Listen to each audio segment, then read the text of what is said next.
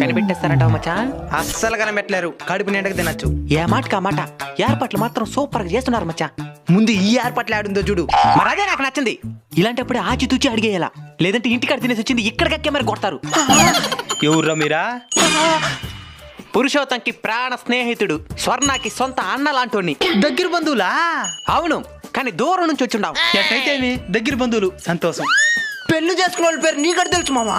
బయట అంత పెద్ద బోర్డు వేసి పేర్లు వేస్తున్నారు, గమనించలా? గమనించి నేను మామా.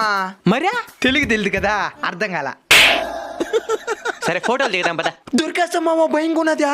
మోసుకో, మనం బర్త్డేలు కూడా ఈ విధంగా బయలుదేరాం. డ్రెస్ వేస్ట్ అయిపోతుంది, ఫోటో దిగుదాం పద. నువ్వు నా పక్కన ఉన్నంత వరకు నాకేం భయం మామా. పద మామా. ఇక్కడ ఎవరితో గిఫ్ట్లు ఉన్నాయి, ఇది నీకు ఇది నాకు, పద.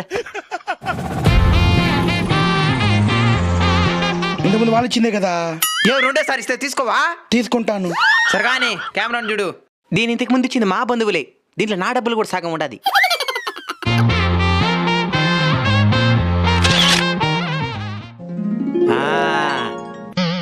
ఇంకా 3 రోజులు నువ్వు ఆకలి అనకూడదు. సరే మామా.